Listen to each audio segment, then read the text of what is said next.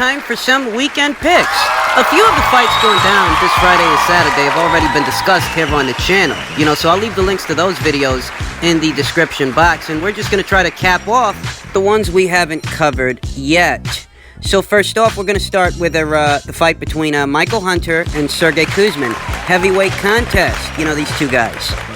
More often than not, especially in today's heavyweight division, the conversations are dominated by the same group of names. Wilder, Fury, Joshua, Ruiz. Maybe you get a Dillian White here and there, maybe you get a Jarrell Miller here and there. But a lot of the talent in the weight class goes largely unnoticed because this pool of names is regularly dominating the conversation at heavyweight. And I'm going to say that I think that Michael Hunter is a dark horse in the division. He is a wild card. He shows a lot of virtues, this kid.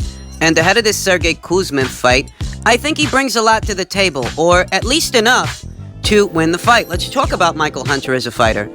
Comparatively, I'd say that Michael Hunter, he's got the edge in athleticism.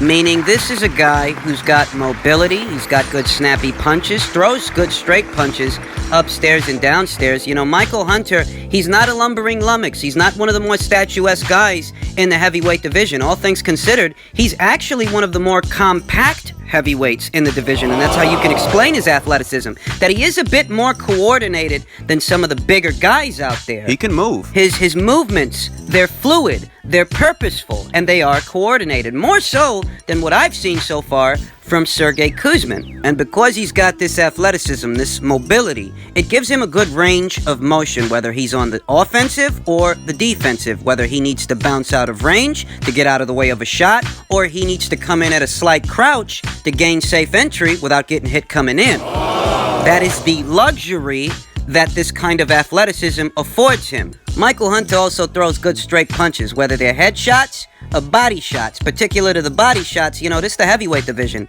These guys, they don't really move like middleweights or welterweights to where they're always on the go, angling their torsos or fighting on the fly. So a good stab downstairs can be an effective tool to make an already slow guy even slower. Michael Hunter possesses just such a stab to the body. We saw it in action against Alexander Ustinov, a guy who's far more experienced than Michael Hunter was and than Sergey Kuzmin is. And we saw Michael Hunter put that stab to the body to good use. And I want to emphasize that, Michael Hunter, he's not a greedy puncher. That's what that stab to the body denotes, that he's got enough speed to where he can get in the pocket and string together combinations, but he's not greedy like that. He's not greedy. He'll do it safely from the outside, pot-shotting a guy downstairs as opposed to a sustained attack. And the virtue of the pot shot as opposed to the sustained attack is by being in that phone booth, by doing it in the pocket, stringing together combinations, you leave yourself open for something to come back at you. More so, that may be taxing. It may end up being taxing on your energy reserves as well as the other guys. We saw this play out with Izwagbe Ugono and Dominic Breazeale. Izwagbe Ugono had enough hand speed for the both of those guys. He was clearly the faster guy, clearly the more athletic guy, but also the more greedy guy. That just because you can land several punches in succession doesn't always mean you should. You might have the kind of hand speed to where you can beat the guy to the punch, but little by little you are burning through your own energy reserves, not just his. And this is where poise counts, folks. This is where picking your spots, taking your time, having a good balance of offense and defense, this is where that really counts the most. And I think that Michael Hunter, he has this kind of ring savvy, because he's not a greedy puncher. He's got decent speed, decent hand speed, throws good, straight, snappy punches, but he's not overzealous with his physical attributes. There's still a good amount of boxing going on here, and that's why he seems more partial to taking a stab at the guy's body as opposed to standing right in front of him and letting the fists fly. This is, in essence, a reflection of what is his proverbial ring IQ, the stab to the body. The stab to the body that both his ring IQ and his athleticism, the fact that he's got a good range of motion, so he can do this fluidly. These are the perks that Michael Hunter has working for him. These are his virtues. I think about these things, and then I look over at Sergey Kuzmin, and I just don't see a well-rounded enough guy to work around Michael Hunter's finer qualities. His finer qualities like his overhand right. We talked about Michael Hunter's athleticism and how it allows him a range of motion that he can use both offensively and defensively. And in terms of offense, Michael Hunter, he'll do a thing to where he comes in at a slight angle, come in at a slight crouch, dip down, and fire an overhand right in one motion. Very swift, at least as far as heavyweights go. And I think about this, and, Kuzmin, he's kind of upright, kind of close to the center, He's not nimble, he's not athletic. So I think about this, and I see a window of opportunity for Michael Hunter to land that big overhand right. I don't think that Michael Hunter's the most concussive puncher by any stretch of the imagination. But accuracy, being accurate, being able to actually land the shots flush, it has its role to play. And when he dips down like that in one motion, in one fell swoop, when he does that, he does it quickly, and it allows him a chance to hit a guy with a shot that he doesn't see. And you know what they say about the shots that you don't see. Those are the ones that hurt the most. So while Michael may not be the most concussive puncher, he may not have to be so long as he's accurate. He'll be the one accumulating the damage. So I'm going to go with Michael Hunter by way of knockout or technical knockout. So far, Sergey Kuzmin has not shown me enough to where he's a put-together product, a well-rounded fighter. I just don't trust him in this situation. And if he is better than what we've seen so far, we're going to find out, because based on what we've seen, I got Michael Hunter winning this thing. So let's see if it happens that way. So I'm trusting Michael Hunter to get the guy out of there late. I think it's going to take some doing, but overall, I'm trusting Michael Hunter to get a fix on the situation, get his man out. We then come to what I think is the best fight on the whole goddamn card. It's better than the main event. More intrigue. It's the fight between Heather Hardy and Amanda Serrano. This will be, in many ways, the biggest fight that either of these girls have participated in. I'm seeing reports that the both of them are going to be making career-high paydays for this fight. Rightfully so. It's a sensational fight. It's a great fight. I mean, I have my critiques in regards to Amanda here and there, but overall, if we're just looking at this fight, yeah, this is a damn good fight, a goddamn good fight. So what do I think about this thing? I'll be honest when I say that while I have a rooting interest in Heather Hardy, and I would be overjoyed if she won the fight, I'm not picking her to win this thing. I'm not. In all honesty, for all Heather Hardy's virtues, I don't think she has the ingredients to beat Amanda Serrano. Here's why.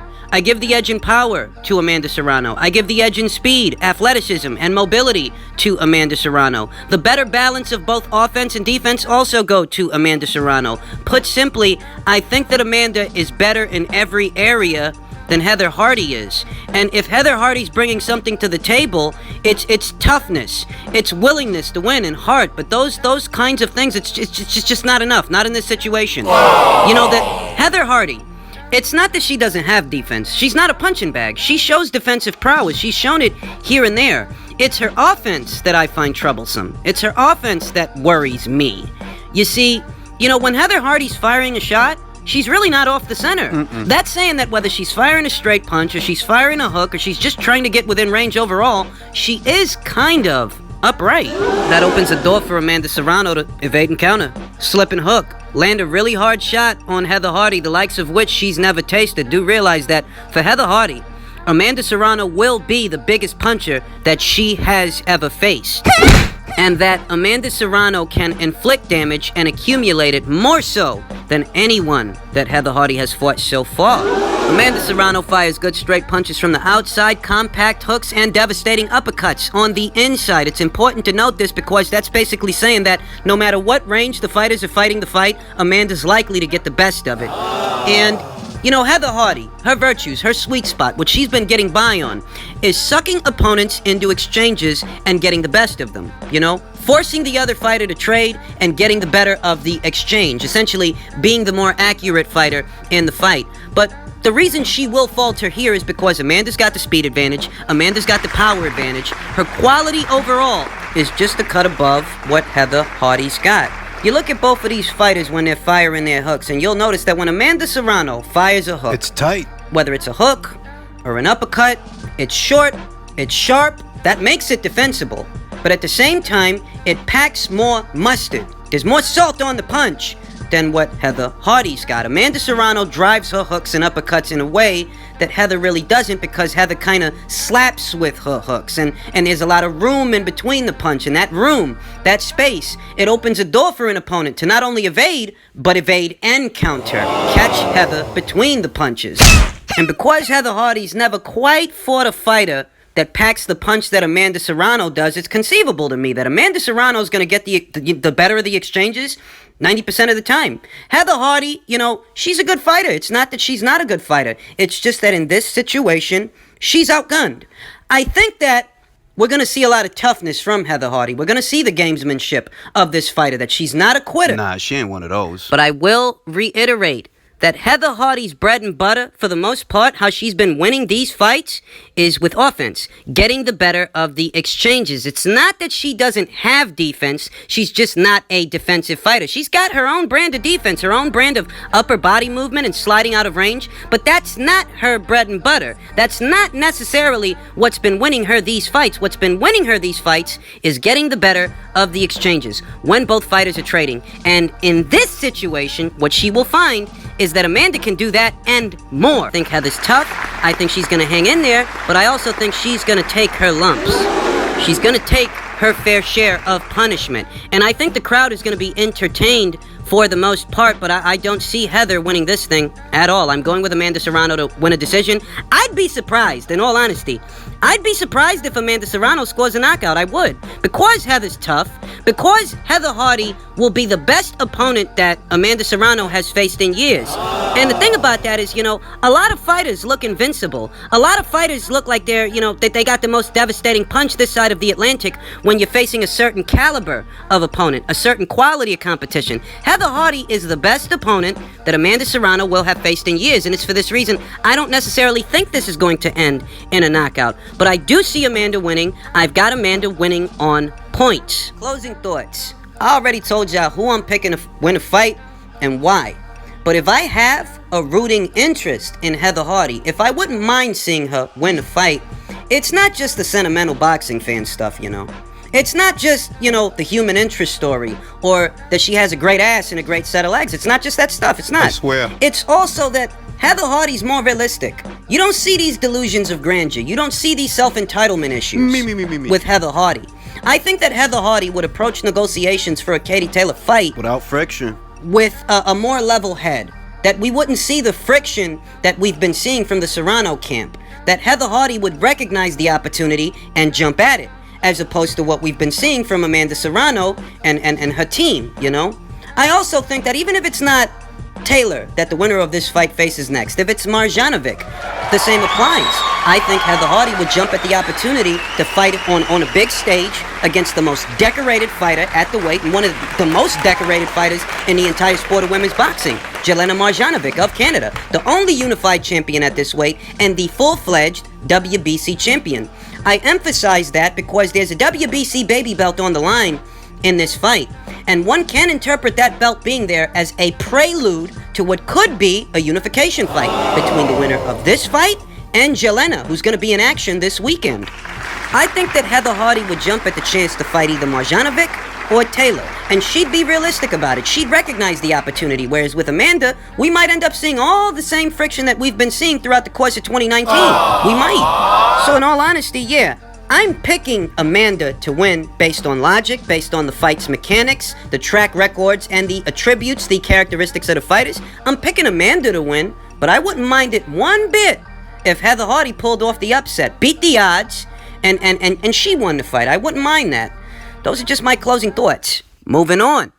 In middleweight news, a fight that may be flying under the radar, though it shouldn't be, given its potential to be a real Donnybrook, a real punch-up, is a fight between middleweight contender Walter Kautondokwa and Kazakh sensation Kanat Islam, who has since moved up to the middleweight division. These guys are trying their luck and vying for a shot at what is Demetrius Andrade's WBO title. And these guys are going to be in action against each other on October 26th in, get this, Kanat Islam's backyard.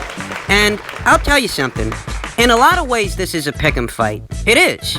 Because Walter Kautondokwa, Not only is he massive for middleweight, that as far as middleweights go, this guy makes Demetrius Andrade look small. Demetrius Andrade, who did beat him, but Walter Kautondokwa, he showed his virtues. He's real statuesque for the weight.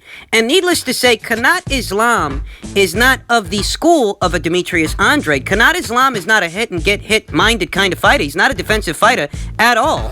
Anyone who knows anything about Kanat Islam knows that he's an aggressive fighter, that he's a puncher in all the ways that Walter Kautondokwa is a puncher. The visuals for this thing, it's really David and Goliath. I mean, it really is. Kanat Islam, he wasn't big for junior middleweight. I mean, don't let the tail of the tape fool you. You get a look at the guy, okay? He's not a big guy. He wasn't even big as far as junior middleweights go. So now he's at middleweight, and he's fighting this statuesque guy, this huge guy, this mammoth contender. So the visuals for this thing are very much a David and Goliath situation between two very aggressive punchers who can really go, who can really let the fists fly, who can really punch. I mean, on one end, you have to factor in that the fight itself is going down in Kanat Islam's backyard. You do have that to consider, that if the fight is close, Kanat may get the nod. But at the end of the day, when both guys are punchers, when both guys are aggressive, when both guys go for the knockout,